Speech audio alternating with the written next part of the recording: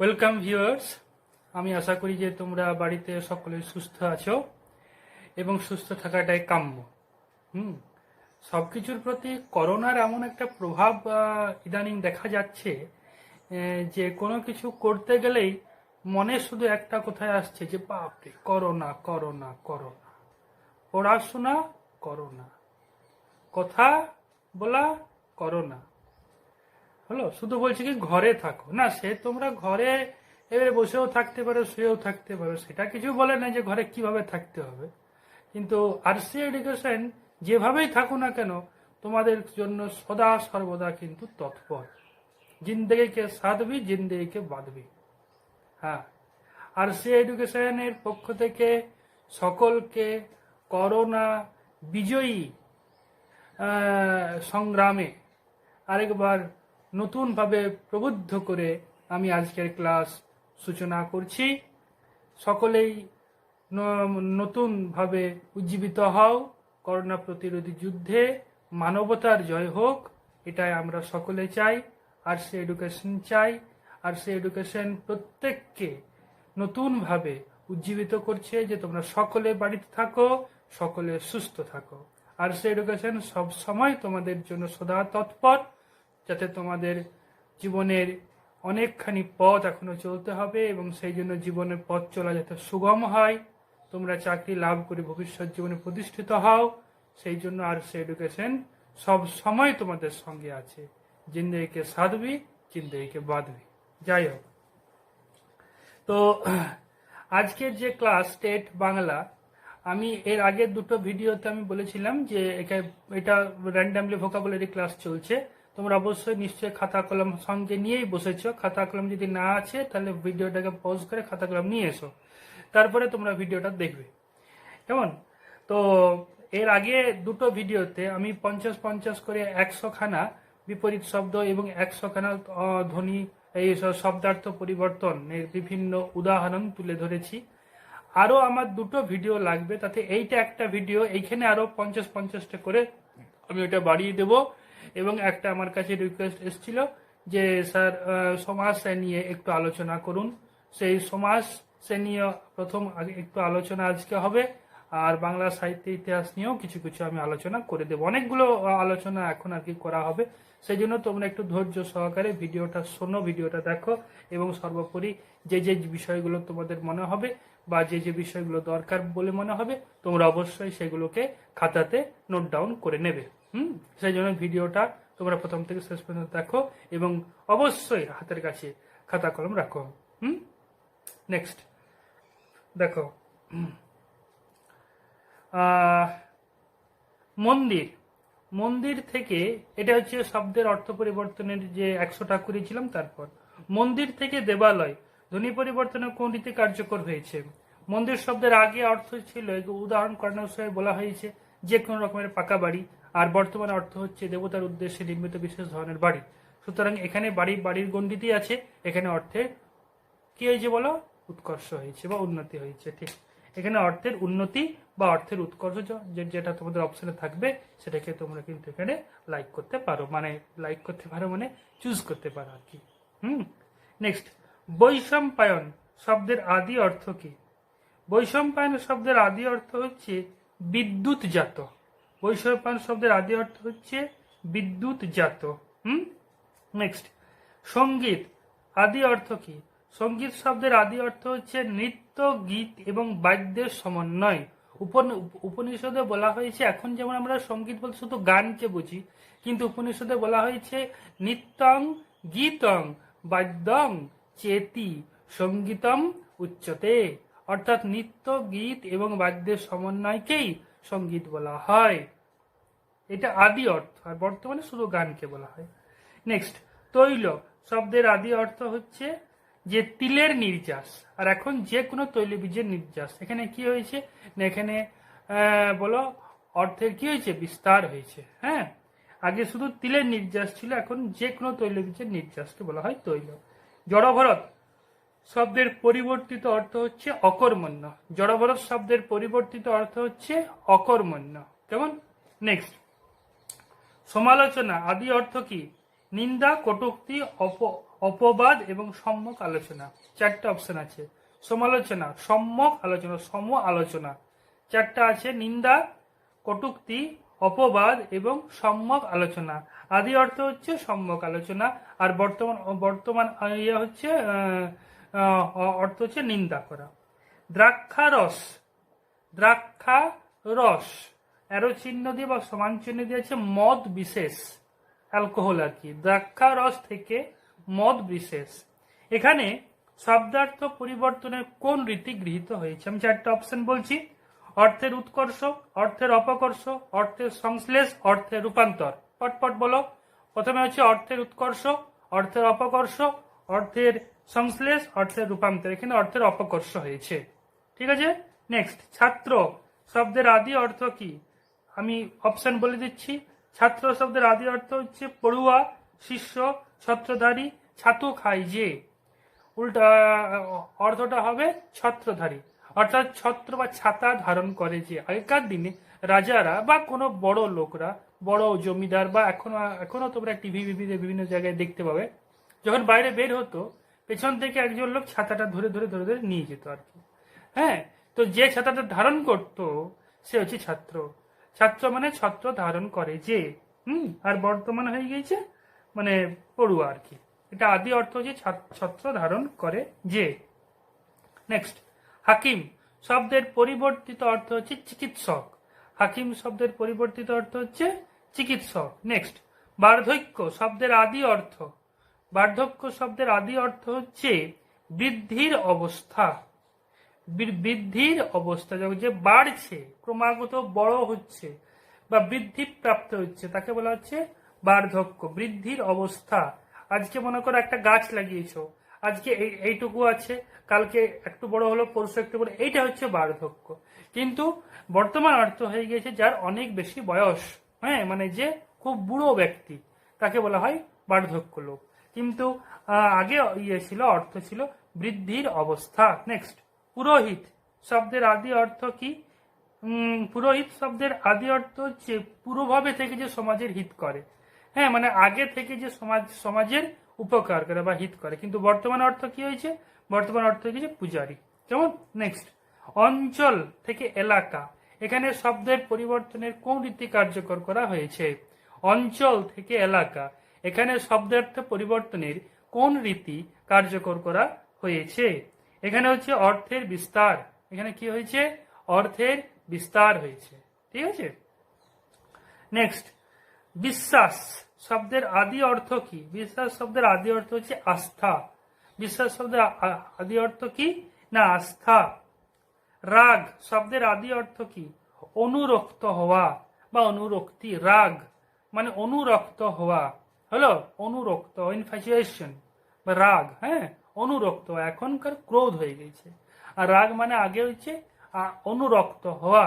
Next, প্রসঙ্গ থেকে বিষয় শব্দার্থ পরিবর্তনের কোন রীতি কার্যকর হয়েছে? প্রসঙ্গ গ্রেটার দেন বা সমান চিহ্ন দিয়ে লিখো বিষয়। শব্দার্থ পরিবর্তনের কোন রীতি কার্যকর হয়েছে? অর্থের সংশ্লেষ, অর্থের অপকর্ষ, অর্থের উৎকর্ষ, অর্থের রূপান্তর। হ্যাঁ, এখানে হয়েছে প্রসঙ্গ থেকে বিষয়, অর্থের সংশ্লেষ, অর্থের অপকর্ষ, অর্থের উৎকর্ষ, অর্থের রূপান্তর। এখানে কি হয়েছে? না, অর্থের রূপান্তর হয়েছে, অর্থের রূপান্তর হয়েছে। হ্যাঁ, নেক্সট, অসভ্য থেকে বর্বর। এখানেও অর্থের রূপান্তর হয়েছে। অসভ্য মানে সভ্যতা জানে না যে, আর বর্বর, বর্বর মানে হচ্ছে অতিরিক্ত, একদম মানে হৃদংসাবৃত্তিপূর্ণ একটা জাতি বা একটা মনোবৃত্তি। হ্যাঁ, সেই জন্য এখানে কি হয়েছে? এখানে না, অর্থের অসভ্য থেকে বর্বর অর্থের অপকর্ষ হয়েছে, অর্থের অপকর্ষ হয়েছে। তাহলে প্রথমে হলো প্রসঙ্গ থেকে বিষয়, এখানে কি হয়েছে? এখানে অর্থের রূপান্তর হয়েছে। আর নেক্সট হচ্ছে অসভ্য থেকে বর্বর, এখানে কি হয়েছে? না, এখানে অর্থের অসভ্য থেকে বর্বর, এখানে অর্থের অপকর্ষ হয়েছে। কেমন? নেক্সট, মৃগয়া শব্দের আদি অর্থ কি? না, পশু শিকার করা। পশু শিকার করা শব্দের আদি অর্থ কি? পশু শিকার করা, মৃগয়া। নেক্সট, অমূলক শব্দের আদি অর্থ কি? অমূলক শব্দের আদি অর্থ হচ্ছে মূলহীন বা কোনো মানে যে অরিজিন, হ্যাঁ, বা মূল, এটা ছাড়া, এটা হচ্ছে অমূলক। আর এখনকার অর্থ কি? এখনকার অর্থ হচ্ছে অকারণ, হ্যাঁ, বা খামোকা। আর আগে অর্থ ছিল মূলহীন। নেক্সট, প্রজা শব্দের আদি অর্থ কি? প্রাণী। প্রজা মানে প্রাণী। আর আজকের দিনে হবে অর্থ হবে রায়ত, চাষি বা রাজার বা কোনো বড় জমিদারের অধীনস্থ যারা বসবাস করে আর কি, তারা। কিন্তু আদি অর্থ ছিল কি না প্রাণী। আদি অর্থ কি? প্রাণী। নেক্সট নেক্সট ব্যাঘ্র। ব্যাঘ্র, হ্যাঁ, শব্দের আদি অর্থ কি? বিশেষ আঘ্রাণকারী। ব্যাঘ্র বিশেষ রূপে আঘ্রাণকারী, মানে যার যে বিশেষ রূপে গন্ধ শুকতে পারে তাকে বলে ব্যাঘ্র। বর্তমান অর্থ হয়ে গেছে বাঘ। বিশেষ রূপে গন্ধ শুকতে কে পারে? কুকুর। বাঘ কিন্তু পারে না, কিন্তু এটা বাঘ হয়ে গেছে। নেক্সট, রাজস্ব থেকে খাজনা, হ্যাঁ, শব্দার্থ পরিবর্তনে কোন রীতি কার্যকর করা হয়েছে? রাজস্ব থেকে খাজনা। রাজস্ব মানে হচ্ছে রাজার মানে রাজার যেটা সম্পত্তি, সেখান থেকে ইন্ডিভিজুয়াল একটা জিনিসে আমরা চলে এসেছি ট্যাক্স বা খাজনা। এখানে শব্দের অর্থ সংকোচ হয়েছে। নেক্সট, অর্থ সংকোচ। নেক্সট, জনপদ পরিবর্তিত অর্থ কি? জনপদের পরিবর্তিত অর্থ হচ্ছে বসতিপূর্ণ গ্রাম। জনপদের পরিবর্তিত অর্থ কি? বসতিপূর্ণ গ্রাম। নেক্সট, মায়া পরিবর্তিত অর্থ কি? মায়া শব্দের পরিবর্তিত অর্থ হচ্ছে মমতা। আগে অর্থ ছিল ইন্দ্রজাল, এখন হচ্ছে মমতা। নেক্সট, অসুর শব্দের আদি অর্থ দেবতা নয়, সুর নয় যে। সুর মানে হচ্ছে দন্তস্বর অসুর, অসুর মানে হচ্ছে দেবতা। আর অসুর মানে হচ্ছে দেবতা নয় এমন ব্যক্তি। সে মানুষ হতে পারে, সে যে কেউ হতে পারে, কিন্তু পরিবর্তিত অর্থ হয়ে গেছে, এটা আদি অর্থ। পরিবর্তিত অর্থ হয়ে গেছে দৈত্য বা রাক্ষস। কেমন? শ্মশান থেকে শব্দাহের স্থান। এখানে শব্দার্থ পরিবর্তনে কোন রীতি কার্যকর হয়েছে? এখানে হচ্ছে অর্থের সংকোচ। শ্মশান থেকে শব্দাহের স্থান, এখানে কি হয়েছে? এখানে অর্থের সংকোচ হয়েছে। নেক্সট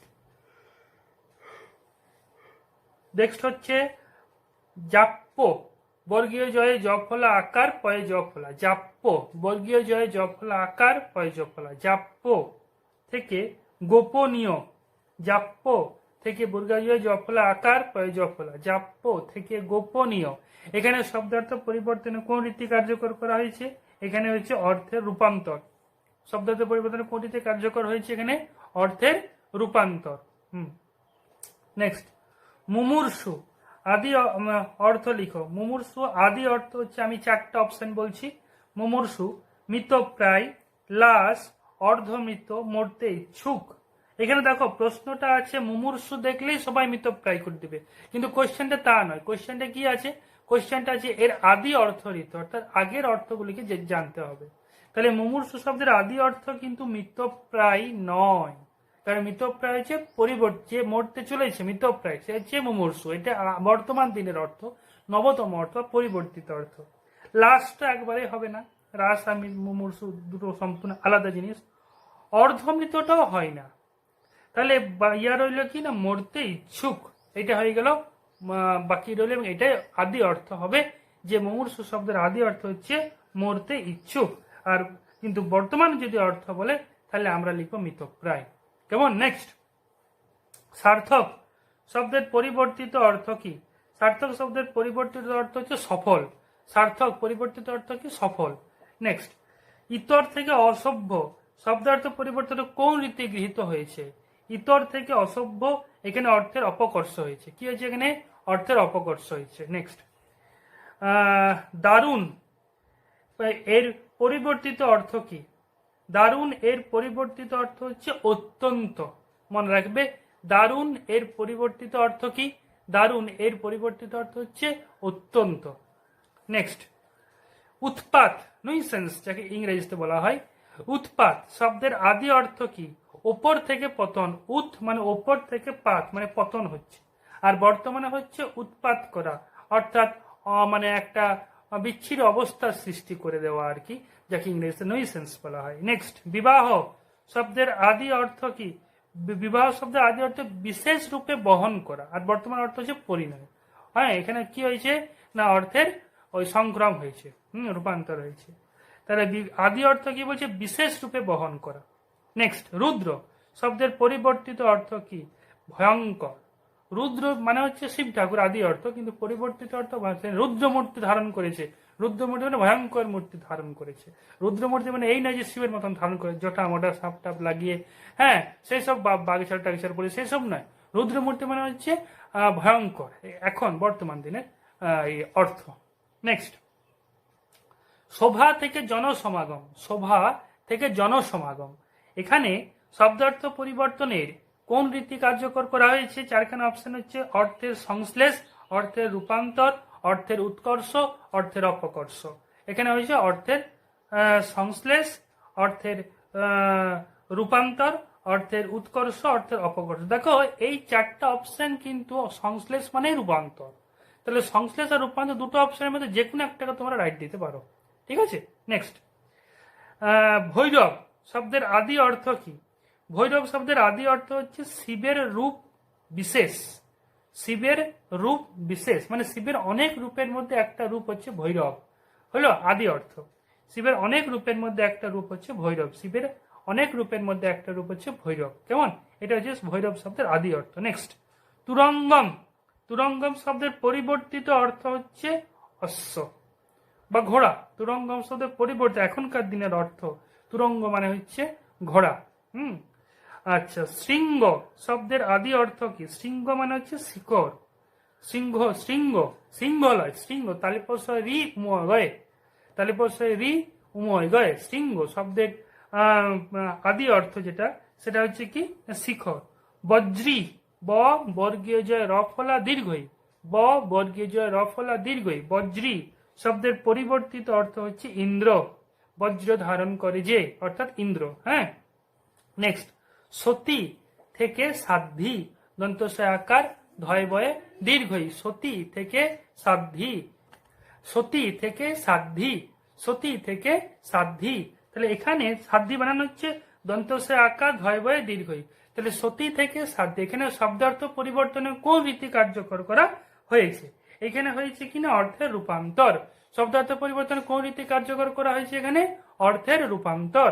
নেক্সট, ভীম মানে পরিবর্তিত অর্থ কি? ভীম পরিবর্তিত অর্থ হচ্ছে বিরাট শক্তিশালী, কিন্তু ভীম শব্দের আদি অর্থ হচ্ছে ওই পাণ্ডব, দ্বিতীয় বা 2 নম্বর পাণ্ডব, কিন্তু মানে ভীম রূপ কায়া আর কি, মানে যে প্রচন্ড শক্তিশালী, বেশ হৃষ্টপুষ্ট দেহ আর কি, চওড়া চওড়া ছাতি বুকে, তাকে বলা হচ্ছে ভীম। নেক্সট, রথীবৃন্দ এর আদি অর্থ কি? রথ সেনাবাহিনী। 4 প্রকারের সেনাবাহিনী হয়, তোমরা সকলেই জানো। প্রথমে হচ্ছে অশ্ব, তারপরে হচ্ছে রথী, মানে যারা অশ্ব মানে হচ্ছে যারা ঘোড়ায় চেপে যুদ্ধ করে, রথী মানে হচ্ছে যারা রথে চেপে যুদ্ধ করে, আর গজের উপরে যারা চেপে যুদ্ধ করে তারা আগে রকম আগে পদাতিক। এর মধ্যে রথী মানে হচ্ছে মানে যারা রথে চেপে যুদ্ধ করে, আর রথী বৃন্দ মানে অনেক রথী আর কি, হলো। এটা হচ্ছে সব আদি অর্থ। নেক্সট, চতুরঙ্গ, হ্যাঁ পরিবর্তিত অর্থ লিখো।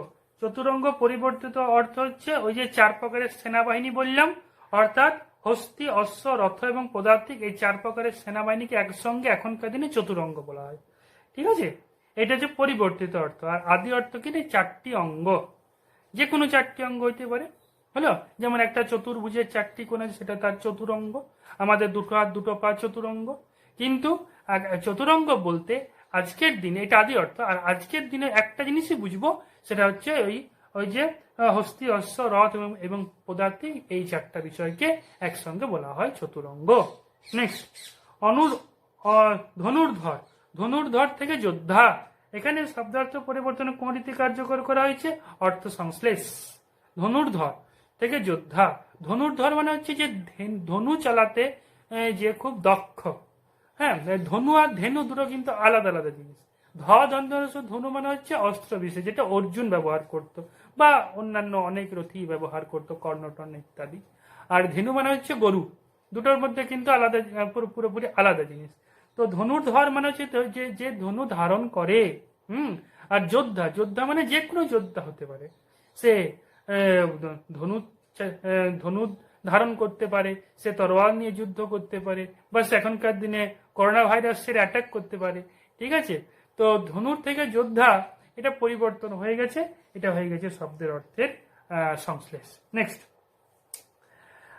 বিড়ালাক্ষ পরিবর্তিত অর্থ কি?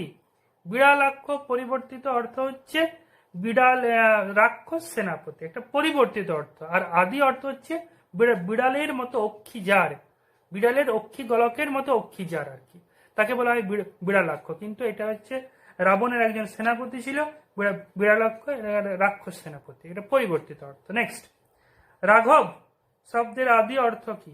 রাঘব শব্দের আদি অর্থ হচ্ছে রঘু বংশজ, রঘু বংশজ মানে জাত, রঘু বংশের জাত, অতএব রাঘব আদি অর্থ। নেক্সট, সিংহনাদ থেকে গম্ভীর শব্দ, শব্দার্থ পরিবর্তনের কোন রীতি কার্যকর করা হয়েছে? সিংহনাদ অর্থাৎ সিংহ যেরকম আওয়াজ করে সেই রকম আওয়াজ থেকে গম্ভীর শব্দ হলো। সিংহের আওয়াজ গম্ভীর, যে কোনো শব্দকে বোঝানো হবে। আগে সিংহের ডাককে বোঝানো হতো, এখন যে কোনো শব্দকে বোঝানো হবে। এখানে কোন রীতি কার্যকর করা হয়েছে? এখানে অর্থের বিস্তার।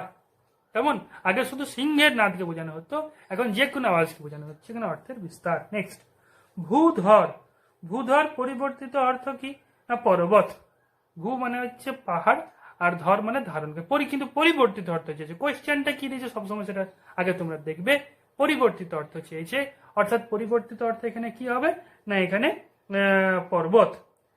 সাঞ্জোয়া থেকে বর্ম, সাঞ্জোয়া দন্ত চন্দ্রবিন্দু আকার বর্গীয় জয় ওকার অন্তস্থ আকার, সাঞ্জোয়া থেকে বর্ম শব্দের পরিবর্তিত মানে এখানে ধ্বনি পরিবর্তন কোন রীতি কার্যকর করা হয়েছে? সাঞ্জোয়া থেকে বর্ম, এখানে অর্থের সংকোচ, কেমন? অর্থের সংকোচ। নেক্সট, সিন্ধু থেকে সমুদ্র, এখানে কোন রীতি কার্যকর করা হয়েছে? সিন্ধু মানে হচ্ছে এক ধরনের নদী, এখন বলা হচ্ছে সমুদ্র, কেমন? এটা পুরোপুরি নদী সমুদ্র পুরোপুরি আলাদা জিনিস, কিন্তু এখানে হচ্ছে অর্থের রূপান্তর। তাহলে এই 50টা আজকে তোমাদের দিন জন্য রইল। মোট আমাদের শব্দার্থ পরিবর্তন 150টা হয়ে গেল, আর মোটামুটি ওই 42-45টার মতন আছে। আরেকদিন আরেকটা ভিডিওতেও সেগুলো আপলোড করা হবে। আচ্ছা, নেক্সট হচ্ছে বিপরীত শব্দ। বিপরীত শব্দ আজকে আরো 50টা করে দিচ্ছি। লয়াকার গয়াকার ডয় শূন্য, লাগার, লয়াকার গয়াকার ডয় শূন্য, লাগার শব্দের বিপরীত শব্দ কি? লাগার শব্দের বিপরীত শব্দ হচ্ছে অসম্বন্ধ, মনে রাখবে। এগুলো একটু আনকমন, ওই জন্য ভিডিওগুলো একটু তোমরা ভালো করে দেখো, এবং যেগুলো তোমাদের মনে হচ্ছে সেগুলো অবশ্যই কিন্তু নোট ডাউন করবে। লাগার শব্দের বিপরীত শব্দ হচ্ছে অসম্বন্ধ। লুপ্ত শব্দের বিপরীত শব্দ হচ্ছে লুপ্ত, শব্দের বিপরীত শব্দ হচ্ছে লুপ্ত, শব্দের বিপরীত শব্দ হচ্ছে একদম লুপ্ত হয়ে যাওয়া, মানে শেষ হয়ে যাওয়া। তার উল্টা হচ্ছে উচ্চারিত। লুপ্ত শব্দের বিপরীত শব্দ হচ্ছে কি? উচ্চারিত। কিভাবে হলো না হলো সেটা তোমরা একটু বলবে। উচ্চারিত মানে উচ্চারণ হচ্ছে, আর লুপ্ত মানে একদম লুপ্ত শব্দের আদি অর্থ কিন্তু অন্যরকম। অনেক রকম ক্রাইটেরিয়া এখানে কাজ করে। 4টে অপশন আছে। লুপ্ত মানে হচ্ছে সুপ্ত, বিপরীত শব্দ সুপ্ত হতে পারে, উত্তপ্ত হতে, দুটোই হবে না। সুপ্ত মানে একদম লুকিয়ে থাকা, আর উত্তপ্ত মানে হচ্ছে গরম, সেটা হবে না। প্রস্ফুটিত ফুটে ওঠা, সেটা তো হবেই না। তাহলে বাকি দিল উচ্চারিত, এটাই হবে। নেক্সট, সংস্থ তালিপস্য অনুসার দন্তস্বয়ত হয়, সংস্থ তালিপস্য অনুসার দন্তস্বয়ত হয়, সংস্থ শব্দের বিপরীত শব্দ হচ্ছে অকল্যাণযুক্ত, অকল্যাণযুক্ত। নেক্সট, সটিত তালিপস্য টয়রস্থিত, তালিপস্য টয়রস্থিত, সটিত বিপরীত শব্দ হচ্ছে সতেজ, বিপরীত শব্দ কি? সতেজ। সপ্ত তালিপস্যয় পয়তয়, দন্তস্ব পয়তয় লয়, তালিপস্যয় পয়তয়, সপ্ত। সপ্ত শব্দের বিপরীত শব্দ হচ্ছে আশিস প্রাপ্ত। সপ্ত মানে হচ্ছে অভিশপ্ত, যে মানে সাপ পেয়েছে আর কি, তালিপস্য আগার পর। এখানে হচ্ছে আশিস প্রাপ্ত, যে আশীর্বাদ পেয়েছে।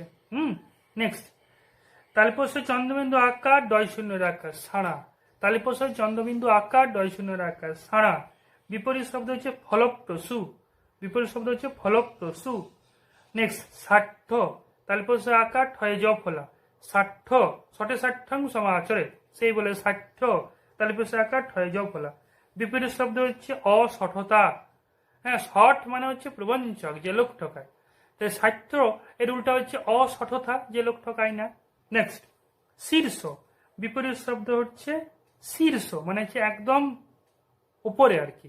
এর বিপরীত শব্দ হচ্ছে পদ, সেই সমানেও মাথা, বিপরীত শব্দ হচ্ছে পদ বা পা, যাই হোক। শিলিত, হ্যাঁ মার্জিত আর কি, তালব্য দীর্ঘই লয় হস্যইত, শিলিত। এর বিপরীত শব্দ হচ্ছে অনালোচিত, অনালোচিত। নেক্সট শ্লাঘা, তালব্য লয় আকার ঘয় আকার। শ্লাঘা মানে জানো কি? শ্লাঘা মানে হচ্ছে অহংকার, হ্যাঁ শ্লাঘা, আত্মশ্লাঘা বা অহংকার। এর উল্টো হবে নিন্দা। নিরহংকারও হয়, কিন্তু অ্যাপ্রোপ্রিয়েট হচ্ছে এই চারটা অপশনের মধ্যে নিচে, এই চারটা অপশন মানে বলে দিচ্ছি: ভর্ৎসনা, দুর্বাক্য, দুর্ব্যবহার আর নিন্দা। এখানে অ্যাপ্রোপ্রিয়েট হচ্ছে নিন্দা। নেক্সট সংবৃত্তি, বিপরীত শব্দ হচ্ছে প্রকাশ্য। সংবৃত্তি মানে হচ্ছে গোপন, বিপরীত শব্দ হচ্ছে প্রকাশ্য। নেক্সট সংবৃত, বিপরীত শব্দ হচ্ছে জীবিত তুল্য। সংবৃত বিপরীত শব্দ হচ্ছে জীবিত তুল্য। নেক্সট সংলীন, বিপরীত শব্দ হচ্ছে জাগ্রত। সংলীন বিপরীত শব্দ কি? জাগ্রত। নেক্সট সংহনন, বিপরীত শব্দ দুর্বল। সংহনন বিপরীত শব্দ দুর্বল। সংহৃত, হয়রিত, সংহৃত, আগেরটা ছিল সংহৃত যেটাতে বললাম ময়রিত, যেটাতে বললাম জীবিত তুল্য, আর এটা সংহৃত তন্তস্ব অনুসার হয়রিত, সংহৃত। এর উল্টা হচ্ছে বাহুল্য, উল্টা কি? বাহুল্য। নেক্সট শখ, তালব্য শখ, হ্যাঁ এর বিপরীত শব্দ হচ্ছে অখ্যাতি। শখ বিপরীত শব্দ হচ্ছে অখ্যাতি, তালব্য ক বানান লিখবে, তালব্য ক বানান লিখবে। নেক্সট কৈতব, দন্তস্ব স কয়ৈতব, কৈতব, স কৈতব, বিপরীত শব্দ হচ্ছে বোকা। স কৈতব বিপরীত শব্দ কি হবে? বোকা। নেক্সট সঘৃণ, সঘৃণ বিপরীত শব্দ হচ্ছে শ্রদ্ধাযুক্ত। সঘৃণ বিপরীত শব্দ কি হবে? শ্রদ্ধা যুক্ত। সঘৃণ সমাজ কি হবে? ঘৃণার সহিত বর্তমান, যাকে ঘৃণা করা হয় তার উল্টা হচ্ছে কি? শ্রদ্ধা যুক্ত। নেক্সট সংগঠন, স উময় ঘয়ে ট দন্তন্য, সংগঠন উল্টা কি হবে? অসম্পূর্ণ, উল্টা কি হবে? অসম্পূর্ণ। নেক্সট সং দন্তস্ব ইয় বর্গার্য লয়ে পয়ে হলো সংজল্প, সংকল্প লয়, সংজল্প। দন্তস্ব ইয় বর্গীয় জ লয়ে পয়ে, এগুলো আনকমন ওয়ার্ড, ওই জন্য একটু ভালো করে তোমরা নোট ডাউন করে নেবে। দন্তস্ব ইয় বর্গার্যয়ে লয়ে পয়ে, সংজল্প। এর বিপরীত শব্দ হচ্ছে কোলাহলহীন, হ্যাঁ মানে সংজল্প অর্থাৎ জল্পনার সহিত বর্তমান, অনেক কোলাহল বা জল্পনা করা হয় যেখানে, এর উল্টা হবে কি? কোলাহলহীন। নেক্সট সংজাত, সংজাত বিপরীত শব্দ হচ্ছে অনুৎপন্ন। সংজাত এর বিপরীত শব্দ কি হবে? অনুৎপন্ন, কেমন? নেক্সট সন্তরণ, বিপরীত শব্দ হচ্ছে অনতিক্রম্য। সন্তরণ বিপরীত শব্দ হচ্ছে অনতিক্রম্য। নেক্সট সন্তর্জন, দন্তস্বয় দন্তন্নয় তয়ে বর্গে বর্গজ রেপ দন্তন্য। সন্তর্জন দন্তস্ব দন্তন্নয় তয়ে বর্গে বর্গজ রেপ দন্তন্য। সন্তর্জন বিপরীত শব্দ হচ্ছে প্রশংসা, বিপরীত শব্দ কি? প্রশংসা। নেক্সট সন্ধার্ঘ, দন্তস্বয় দন্তন্নয় ধয়ে আকার ঘয় রেফ জ ফলা। সন্ধার্ঘ বিপরীত শব্দ হচ্ছে অননুষ্ঠেয়, অদন্তন্য দন্তন্য হস্য মূর্ধন্য ঠয়কার অন্তস্থ, অনুষ্ঠেয়। নেক্সট সম্পর্ক, দন্তস্ব ম পয়রেফ ক, সম্পর্ক, একসঙ্গে লিখতে পারো সম্পর্ক, উল্টা কি হবে? না নিঃসম্পর্ক। সম্পর্ক দন্তস্ব ময় পয়রেফ ক, সম্পর্ক। এর বিপরীত শব্দ হচ্ছে নিঃসম্পর্ক। নেক্সট সমাঘাত, বিপরীত শব্দ কোনটি? সমাঘাত বিপরীত শব্দ হচ্ছে মৈত্রী, সমভাবে আঘাত, তার উল্টা হচ্ছে মৈত্রী। নেক্সট সমাচয়ন, এর বিপরীত শব্দ হচ্ছে বিরল। সমাচয়ন এর বিপরীত শব্দ হচ্ছে বিরল। সমাতত, দন্তস্ব ময়াকার তত, সমাতত এর বিপরীত শব্দ হচ্ছে অনতি দীর্ঘ। এর বিপরীত শব্দ কি? অনতি দীর্ঘ। সাটন, দন্তসাকার ট দন্তন্য, সাটন বিপরীত শব্দ হচ্ছে প্রত্যাঘাত। সাটন বিপরীত শব্দ হচ্ছে প্রত্যাঘাত। সিনচিল, দন্তস্ব রস্যই ইয়চয় রস্যই ল, সিনচিল বিপরীত শব্দ হচ্ছে শুষ্ক, সিনচিল মানে ভেজা, সিঞ্চিত মানে অনেকটা তাই, সিনচিল এর বিপরীত শব্দ হচ্ছে শুষ্ক। কেমন? নেক্সট নেক্সট হচ্ছে শুধু, তালপস হস্য দয়া হস্য, শুধু, হ্যাঁ শুধু না, তালপস সরি দন্ত সহস্য দয় হস্য, শুধু, দন্ত সহস্য দয় হস্য, ভুল বললাম আগেরটা, দন্ত সহস্য দয় হস্য, শুধু। শুধু বিপরীত শব্দ হচ্ছে অশুদ্ধ, শুধু থেকে শুদ্ধ থেকে অশুদ্ধ। নেক্সট সুনয়, দন্ত সু দন্ত ন অন্তস্থ, সুনয় থেকে শোভন, বিপরীত শব্দ হচ্ছে শোভন। সুরসাল, সুরসাল হলো এর বিপরীত শব্দ হচ্ছে মানে রস নেই যেখানে, বা স্বাদহীন, স্বাদহীন। নেক্সট সৃজিত, সৃজিত দন্ত রি বর্গজ হস্যিত, সৃজিত এর উল্টা হবে অনুৎপাদিত, এর উল্টা কি হবে? অনুৎপাদিত। নেক্সট হরক, হরখ, হরক বিপরীত শব্দ হবে কি? দুঃখিত হওয়া, হরক বিপরীত শব্দ হবে কি? দুঃখিত হওয়া। নেক্সট হাতব্য, আকার হা তব জফলা, তব্য, হাতব্য এর বিপরীত শব্দ কি হবে? গ্রহণীয়, হাতব্য বিপরীত শব্দ হবে গ্রহণীয়। হাবাস, আকার বয়াকার দন্তস্ব, হাবাস এর বিপরীত শব্দ হবে কি? অনিচ্ছা, হাবাস এর বিপরীত শব্দ অনিচ্ছা। অঙ্কুরিত বিপরীত শব্দ হচ্ছে বৃক্ষায়িত, নিরঙ্কুরিত লয় কিন্তু, অঙ্কুরিত এর উল্টা হবে বৃক্ষায়িত হলো। আচ্ছা, অঙ্কুরিত মানে হচ্ছে যার অঙ্কুর বের হয়েছে, আর নিরঙ্কুরিত মানে অঙ্কুর বের হয়নি, কিন্তু এর উল্টাটা নিরঙ্কুরিত করার থেকে বৃক্ষায়িত করাটাই বেশি ভালো। নেক্সট আর্থিক, হ্যাঁ পারমার্থিক, আর্থিক পারমার্থিক। উত্তাপ এটা জানোই, অনুত্তাপ, নিরুত্তাপ, আর অপশন যদি শৈত্য থাকে তো শৈত্যও হবে, যেটা অপশনে থাকবে। উদ্যতি বিরতি, এটা করানো হয়েছে, উদ্যতি বিরতি। নেক্সট উদ্যত সংযত, উদ্যত সংযত। উপবাসী ভুক্ত, উপবাসী উল্টা হবে উপবাসী মানে যে উপবাস করে আছে, আর ভুক্ত মানে যে খেয়েছে, ভুক্ত ভয়স্ব কয়তায়। অদ্ভুত, অদ্ভুত এর বিপরীত শব্দ হচ্ছে বিলীন, হ্যালো বিলীন, অদ্ভুত এর বিপরীত শব্দ হচ্ছে বিলীন। নেক্সট উন্নীত, হর্ষ দন্ত দন্ত দীর্ঘিত, উন্নীত এর বিপরীত শব্দ হচ্ছে অবনমিত, অবনমিত। কৃষ বিপরীত শব্দ হচ্ছে স্থূল। কালিমা বিপরীত শব্দ হচ্ছে গরিমা। কেবল বিপরীত শব্দ হচ্ছে অধিকন্তু, এগুলো খুব আসে, কেবল, হ্যাঁ জল মাত্রতে কেবল জল, কেবল এর বিপরীত শব্দ কি? অধিকন্তু।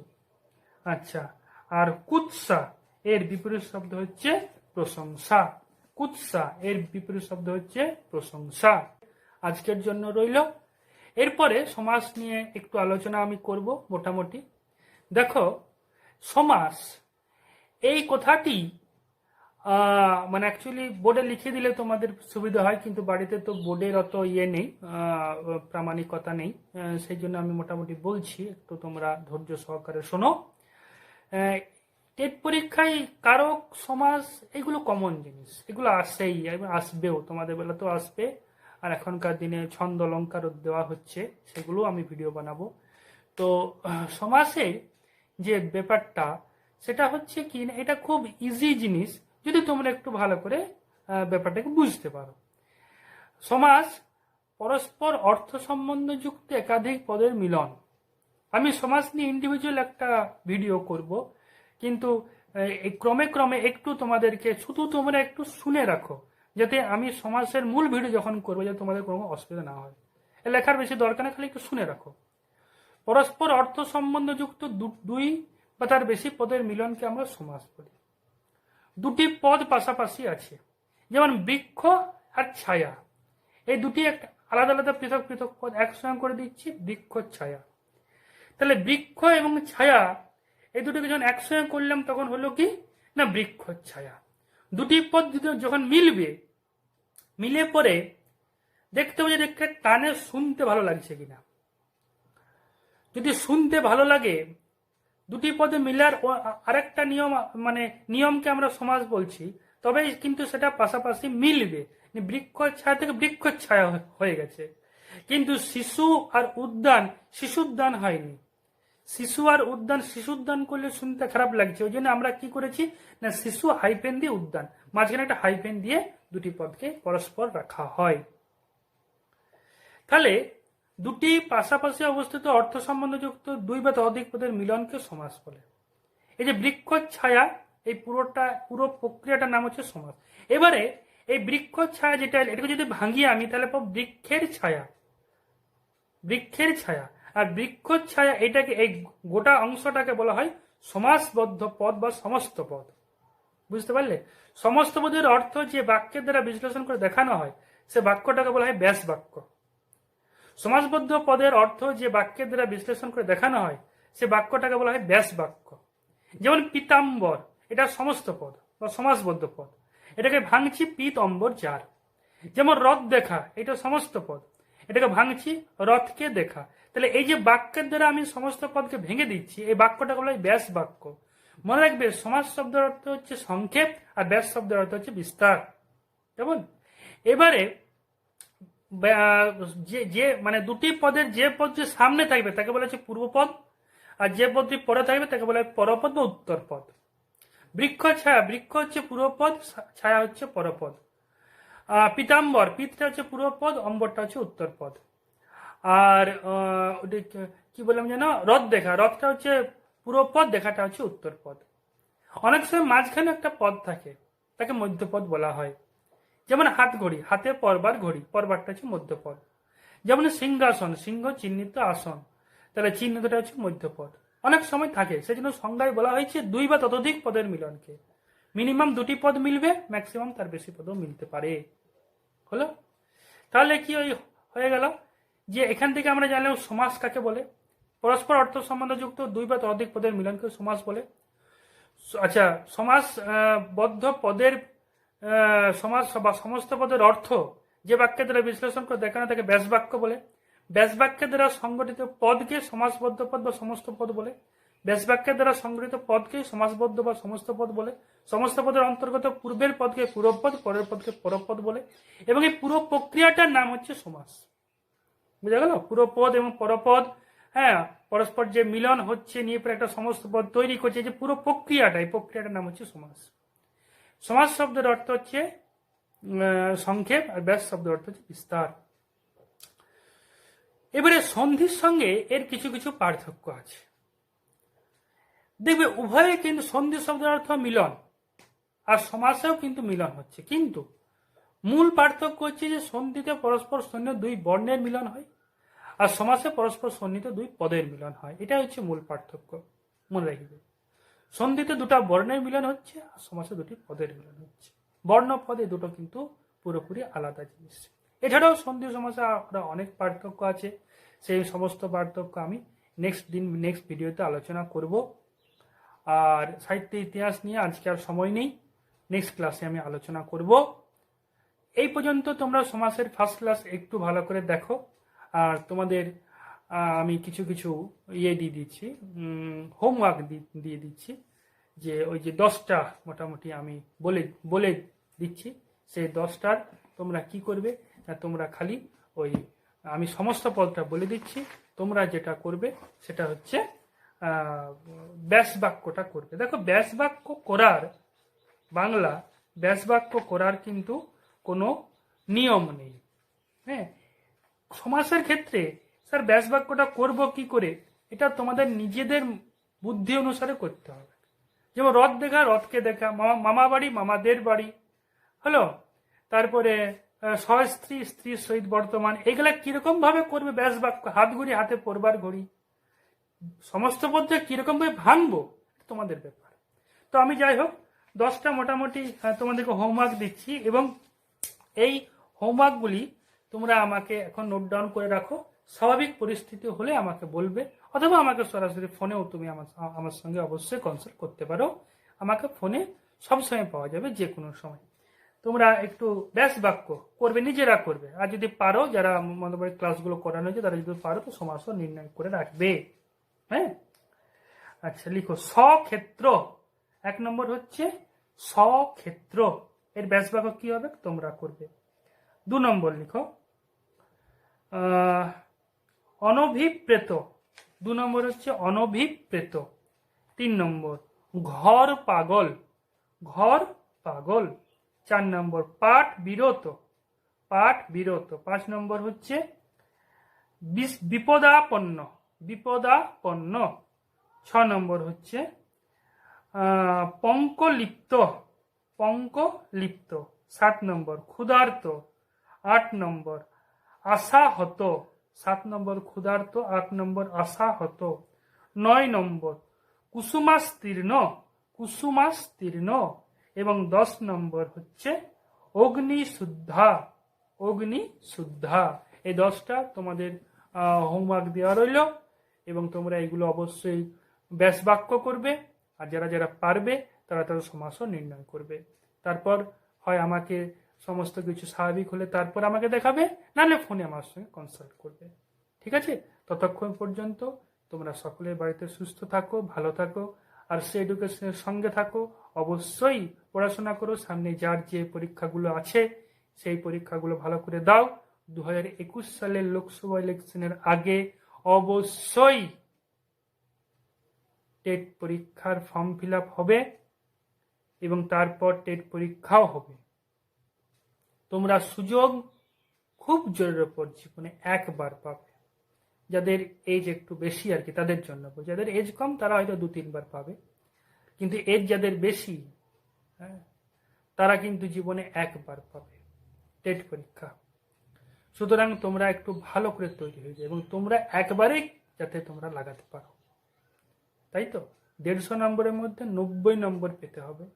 এইবারে টেট পরীক্ষায় জালিয়াতি হওয়ার সম্ভাবনা খুব কম। সরকার সর্বতভাবে ফেঁসে গেছে, যেহেতু ওরা ফ্রেশ রিক্রুটমেন্ট করতে বাধ্য। সেই জন্য এই করোনার এটাকে তোমরা একটু ভালোভাবে নাও, করোনার এই যে ছুটিটাকে। এর সদর্থক অনেক দিক রয়েছে, যে কোনো দুরবস্থায় আমাদেরকে অনেক কিছু শিক্ষা দিয়ে যায়। তোমরা বাড়িতে থাকো, সুস্থ থাকো, এবং আর্টস এডুকেশনের সঙ্গে থাকো। আর্টস এডুকেশনও তোমাদের সঙ্গে আছে। সবাই ভালো থাকো, এই বলে আজকের মতো শেষ করছি। নমস্কার।